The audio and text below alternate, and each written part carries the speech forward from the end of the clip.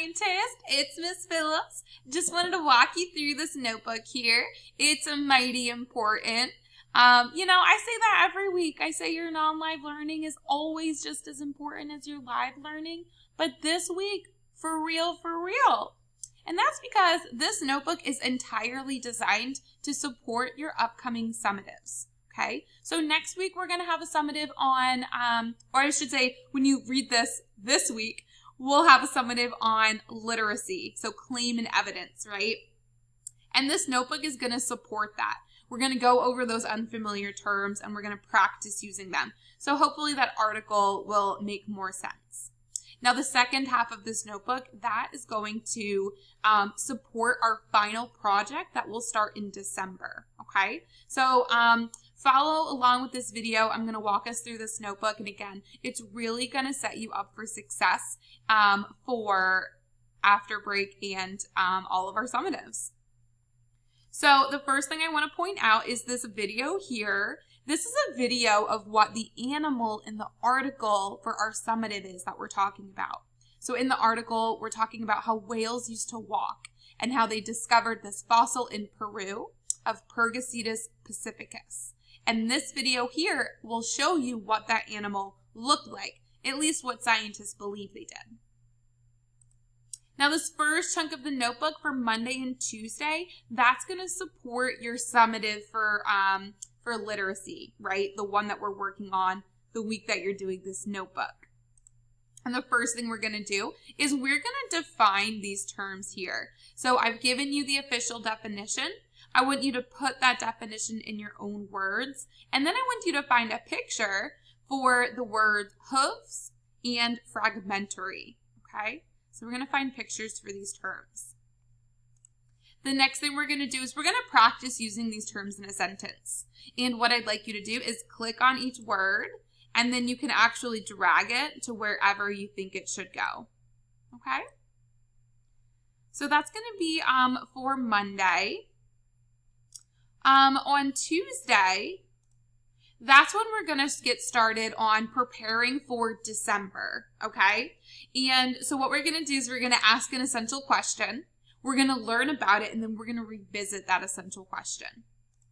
So our essential question is this: do dinosaurs have more in common with birds than they do reptiles? Remember, birds are those things flying around. They got feathers, that sort of thing. Reptiles make up scaly, cold-blooded animals. So I'm talking crocodiles, turtles, snakes, lizards, right?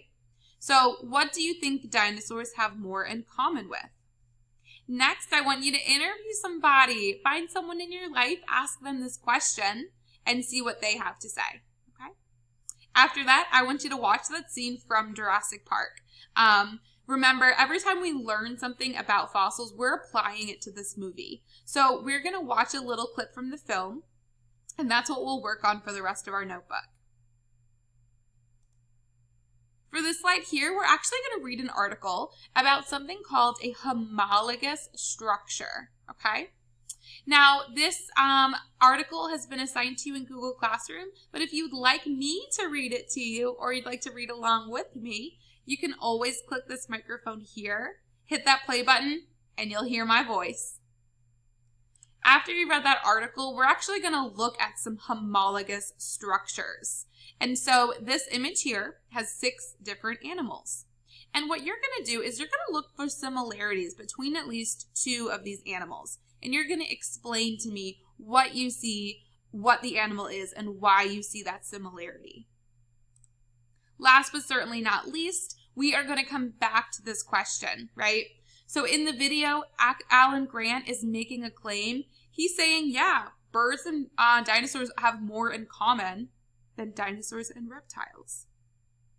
What I want you to do is tell me, in this video, what evidence does he use to support this claim? He's a scientist, and we know scientists always have evidence for their claim.